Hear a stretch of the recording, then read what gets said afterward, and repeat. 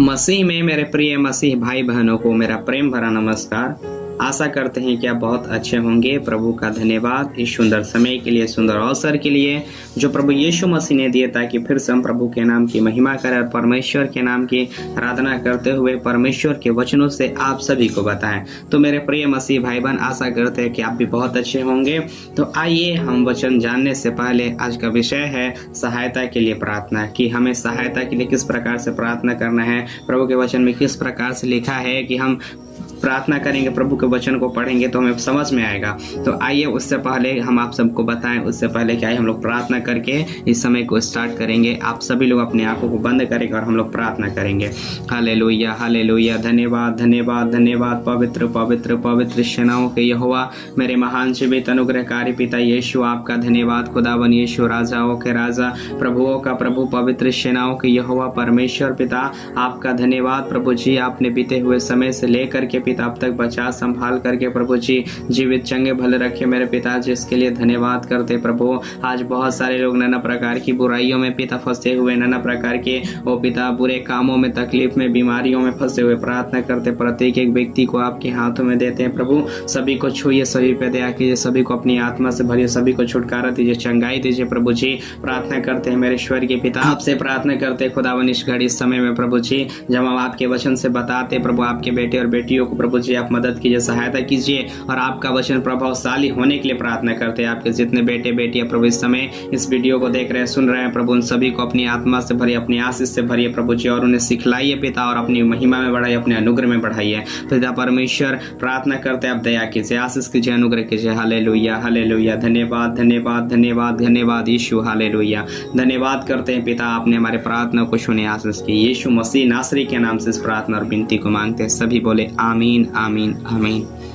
Hallelujah. मेरे प्रिय मसीह भाई बहनों, तो अभी हम प्रभु के वचन से पढ़ेंगे और आप सभी को बताएंगे एक एक करके कि प्रभु के वचन में किस प्रकार से लिखा है कि हम सहायता के लिए प्रार्थना कर सकते हैं। तो सबसे पहले आप भजन संगीता उसका 120 अध्याय निकाल लेंगे और प्रभु के एक एक वचन हम आपको पढ़ेंगे और बताएंगे कि परमेश्वर के वचन में किस प्रकार से लिखा है कि हम सहायता के लिए प्रार्थना कर सकते हैं। तो आइए हम पढ़ते हैं और आप सभी को बताते हैं।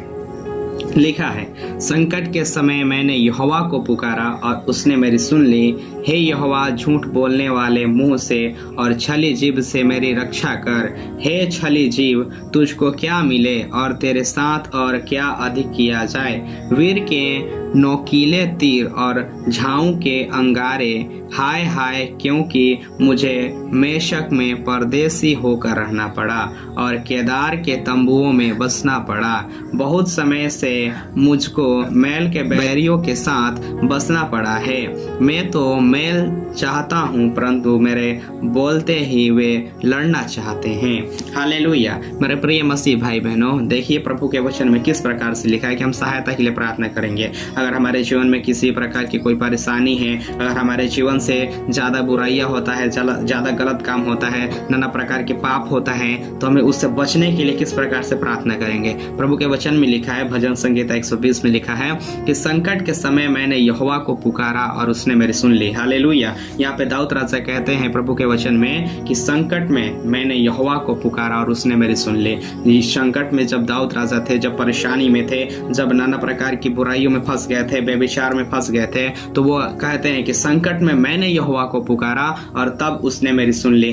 अगर आप संकट में हैं, अगर आप किसी भी बीमारी में हैं, किसी भी नाना प्रकार की समस्या में हैं, तो जब आप प्रभु से प्रार्थना करेंगे उस संकट में, उस समय में, तो परमेश्वर आपकी भी सुनेगा। जब आप कहेंगे मेरे प्रभु यीशु मसीह, हम इस संकट में, इस बीमारी में, हम पाप में जकड़े हुए हैं, जब आप प्रभु से कहेंगे तो प्रभु यीशु मसीह आपको उस संकट से बचाएगा। हालेलुया। क्योंकि यहाँ पे दाऊद राजा को प्रभु यीशु मसीह ने क्या किया? बचाया। परमेश्वर ने क्या किया? बचाया है। क्योंकि दाऊद राजा भी प्रार्थना कर रहे, वो कह रहे हैं कि संकट में मैं इन्हें यहोवा को पुकारा और उसने मेरी सुन ली। जब आप प्रभु यीशु मसीह को पुकारेंगे, प्रभु यीशु मसीह आपकी सुन करके आपका उद्धार करेगा, आपकी उस परिस्थितियों को आपके जीवन से वो खत्म करेगा, आपके उस संकट को आपके जीवन से खत्म खत्म करेगा जब आप प्रार्थना करेंगे। तो प्रभु के वचन में आगे लिखा है, हे झूठ बोलने वाले मुंह से और छली जीभ से मेरी रक्षा कर। प्रभु के वचन में लिखा है कि हे यहोवा, झूठ बोलने वाले मुंह से और छली जीभ से मेरी रक्षा कर। आज हर एक व्यक्ति झूठ बोलते हैं। आज देखा जाए तो जीभ जो है, जीभ एक बहुत बड़ा